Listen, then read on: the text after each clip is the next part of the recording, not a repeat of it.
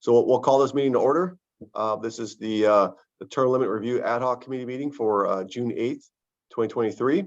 It is, what's the approximate time now? It's 9:01. 9:01, thank you. So this is the time we'll take any public comments. Are there anyone from the public who wants to comment on this item we'll be talking about, or any other items? Seeing none. There are no people, members of the public available, or no one wants any comments, so we'll move on.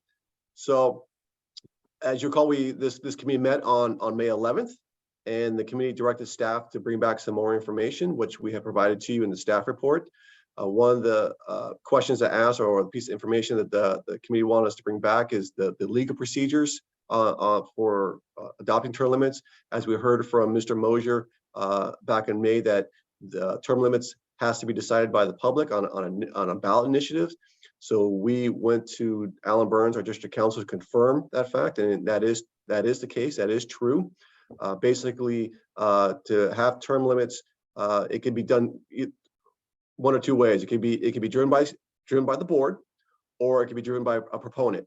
And as you see in the staff report, there are procedures that you have to follow before you get it on the ballot initiative. First, you have to draft what you want the term limits or the ordinance to say.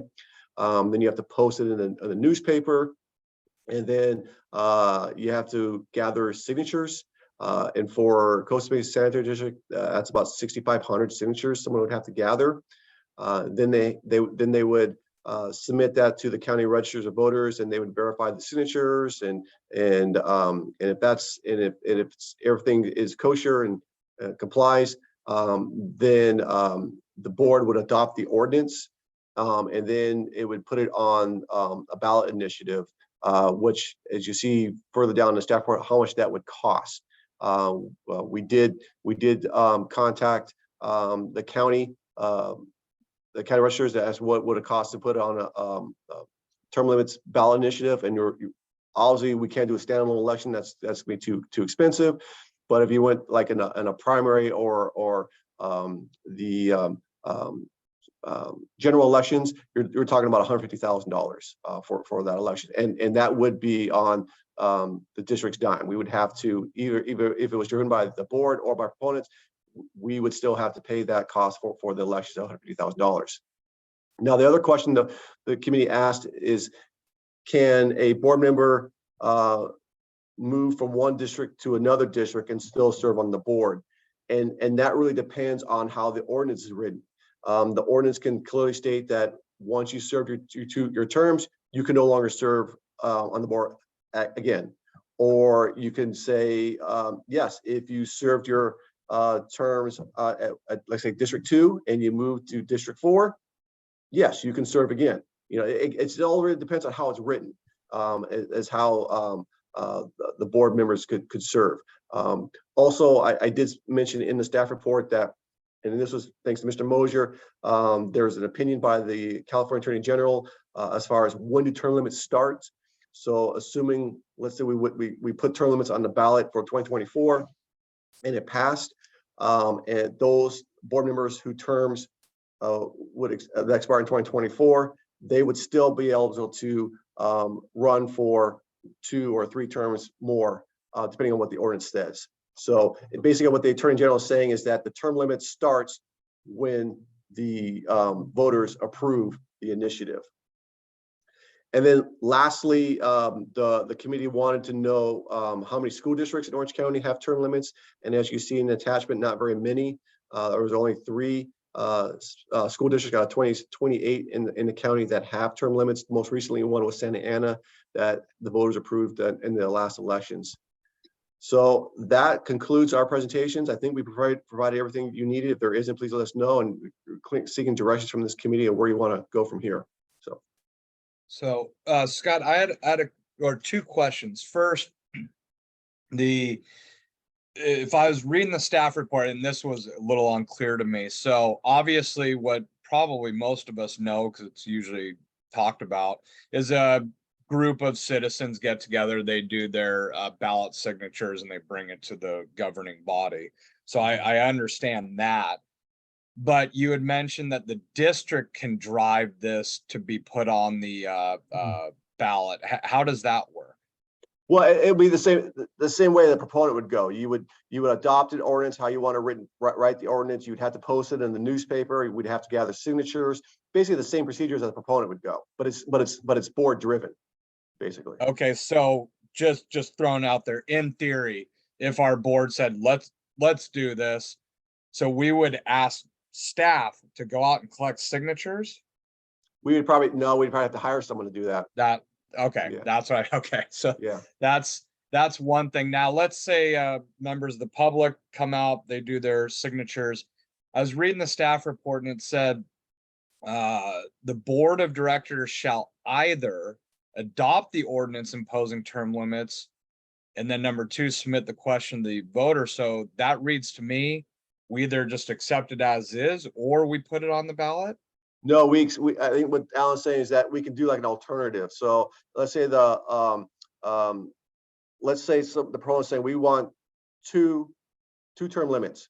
And the board would say, well, here's our alternative. We want a 3-term limits. And then we put that on the ballot. So the public would have a choice. Do you want the 2 terms or the 3 terms? So you have an opportunity to kind of like amend what the proponents are asking and still put that on the ballot. Scott, there is I checked with some of the people who are soliciting, trying to get signatures on the ballot initiatives, and I think they make $10 an hour. There's a certain amount per signature, maybe it's $10 per signature. So there may be, a slightly additional cost that we probably should look into. Well, I might suggest if the board wants us to go in that direction, I would definitely, we'd come back with some more financial analysis. Obviously, if this is proponent driven, the signature gathering and posting on newspaper, that's all on their dime. They have to come up with that cost. But if they get those signatures and it's approved by the county, the cost for the election's on our dime. We have to pay that. Yeah, I think if an individual was driving this, they could do it for just these costs that you mentioned here. Yeah. If it's a big initiative, then they have to pay people to try to get the signatures. Oh, like especially if it's a statewide initiative, yeah, absolutely, it's huge. But so, I mean, I'm just throwing my own opinion into this. I mean, now I don't think we're in any position as a board, my just opinion, to do this ourselves. We don't have the money, it's not blah, blah, blah. But now if a member of the public or a group of the public wanted to do this, so I just want to be clear, because I'm still trying to figure it out. They go and submit to us 6,500 signatures. Yeah. The way it reads is we can either accept the ordinance imposing term limits, and then number 2, submit the question to the voter. So I'm still hung up on that. I'm not clear on how this works. If they do this, to me, it would say we would have to vote to put it on the ballot or not put it on the ballot. That's where I'm hung up on. Well, the questions could be, maybe it's more of a, on the ballot, you have the arguments for and against. So we definitely have to, we can put our arguments for term limits or in favor or against it. And the proponents would do their same too. They would be allowed to do that as well.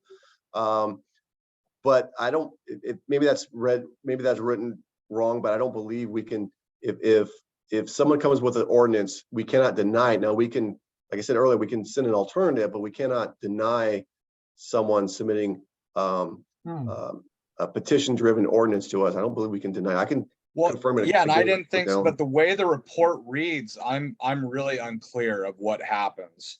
Okay. So maybe we could get a little bit more of a description on that from Alan. Sure. Yeah. Not a problem. Because if I was a member of the public reading this, I would, and Mr. Mosher's not here, but he might pick this apart too. So something to look at that.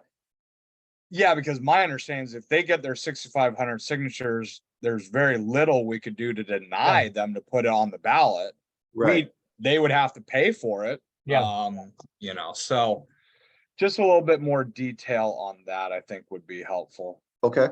Well, Scott, I'm sure Mosier's read it, but I would email him a copy of it, for comments. Because he's a very detailed person.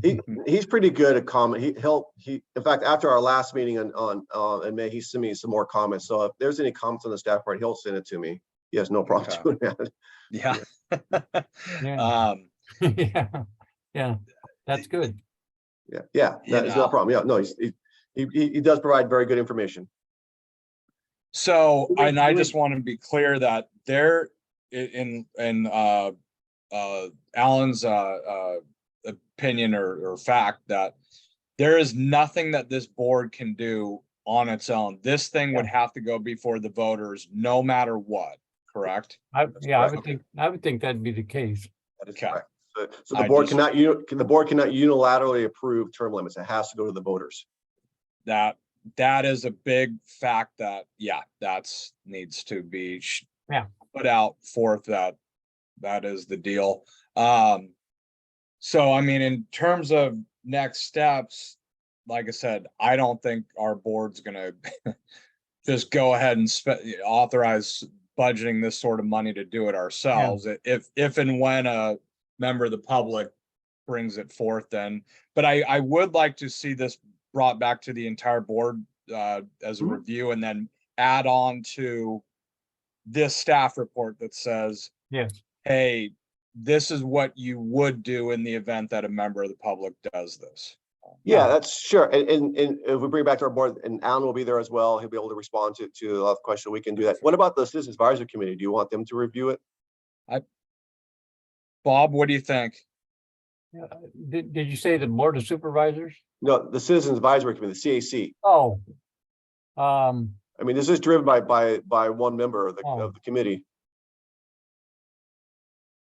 Well, I mean, in my Honestly, opinion, I don't care if they review it or not, but I mean, when are they meeting, Scott? Well, I mean, we're having our joint meeting on the 26th in July.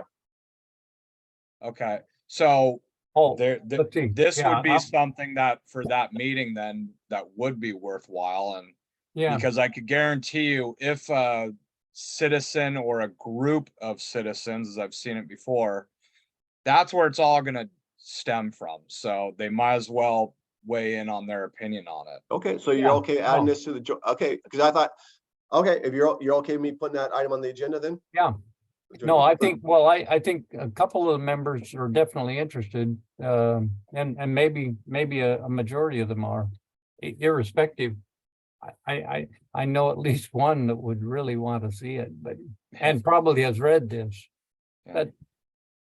Yeah, and Okay. you know, I certainly kind of led the charge on this, and this, I'm glad we're investigating it, because now I could confidently talk to people and say, guys, there's nothing the board can unilaterally do. It has to go on the ballot no matter what. Yeah. And I think literally the general population does not know that. So just by going through this exercise, I think it's a good idea. So if we share it with the CAC, they can, you know, understand too and talk to their friends and all that.